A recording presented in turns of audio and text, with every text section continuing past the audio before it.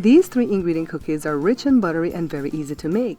All you need beside the 3 ingredients is a hand mixer, a blender, and a spatula.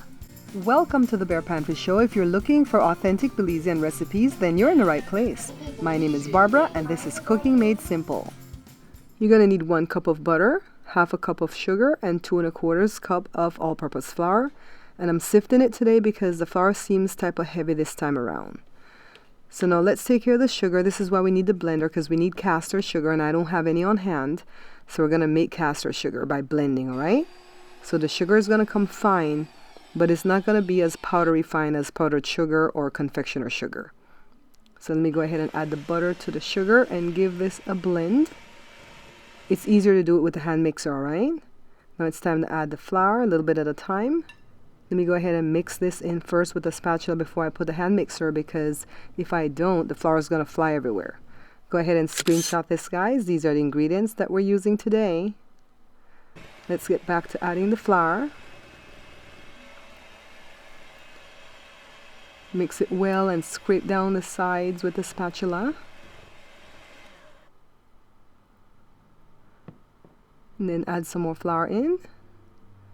Now you can do other stuff to this, like add, vanilla, stuff like that, but I wanted it to be 3 ingredients, all right? Clean off my spatula and then blend one more time, because now it's going to become crumbly like this. So it's not the type of cookie that you're going to be able to roll off like a ball, all right? Yeah, this is looking pretty good. Let me clean off the beaters, or the feet, like I always call them. And then now it's time to get my hand involved. And I have a piece of shrink wrap and a piece of parchment paper set aside so that we can roll the cookie on them, okay? So just let me grab it all together like this. And then get my shrink wrap, or you guys might call it saran wrap, but saran is a brand and this is just store brand. Dump it out. And what I want to do is now make this into a big log, but a cube. All right, so, or some people call it a prism. Now, if you don't have patience, this is not the type of cookie for you to make, because it does take a little bit of patience for it to come together like this. Let me smooth it off and roll it again to see how this side looks. I'm just kind of eyeballing to see if it's level. And before I stick it in the fridge, I'm going to go ahead and roll it in some regular white sugar. So this is why I need the parchment paper. So roll it on all 4 sides. And if the sugar doesn't get picked up on the cookie, go ahead and dump sugar on top of it, all right?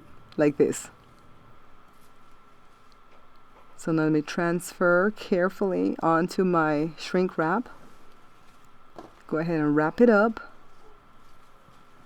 Twist the ends. And then I'm going to put it on this big platter, because I'm afraid if I walk it to the fridge without the platter, it'll break. So now it has to go in here for at least an hour. 1 hour later, look, I've even changed my clothes.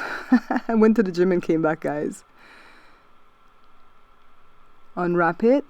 Now while the oven is coming up to temperature, this is going to thaw for a little bit, all right? So light the oven when you take the cookies out. Well, when you take the dough out. And then now it's time to slice them, and you could slice them thin if you want, but I want them a little bit thick. And onto my greased baking sheet or cookie sheet. Just take your time and cut them, because we don't want them to crumble, all right? These cookies are very delicate. Go all the way right through and just stick them on the baking sheet. So I think the difference between a cookie sheet and a baking sheet is that the baking sheet has the lip and the cookie sheet doesn't have, right? Correct me if I'm wrong, guys. Into the oven they go at 350 for 40 minutes. But I set the timer for 20 because I want to come back and check on them at the halfway mark. Yeah, so they weren't done, so I gave them 20 more minutes. Now they're done. Let me go ahead and remove them and put them on my wire cooling rack. And shout out to my friend Shanika, who gave me these cooling racks right here that are stackable. We set them here for about 5 minutes and then remove them. Don't let them sit on the trays for too long, all right? Because they're going to get stuck. I should open a bakery, right, guys? So I stacked my little shelves, put the rest. All right, so they've cooled completely. And look, see, the sugar is all the way around the sides. You guys see that? Some there.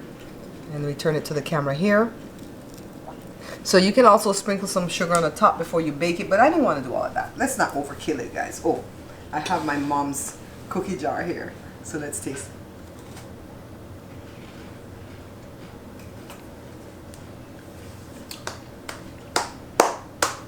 It's gonna be a problem. It's so good. 40 minutes to bake. Ooh, sweet, sugary, and like a shortbread.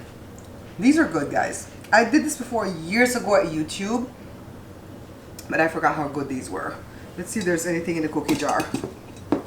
Some crumbs from peanut brittle. I'm gonna clean that out and take my thumbnails first and then stuck it in here to keep them safe and so I can forget about them. If it's in here and this thing is up there, I'm not gonna remember I have these and just eat them now and again. All right, so hope you guys try it. Tell me how yours come out and tell me if you add other stuff to it. Jory told me to put some pink frosting that we have in the fridge here, some strawberry frosting. I'm not gonna do any of that. We're just gonna enjoy one. All right, thanks for watching. Bye-bye. Thanks for watching. If you're seeing me on Facebook, don't forget to follow and like the page and put me in your watch so that you can know when I upload another video. And if you're seeing me on YouTube, don't forget to subscribe and hit that notification bell so that you don't miss any of my uploads. Bye now.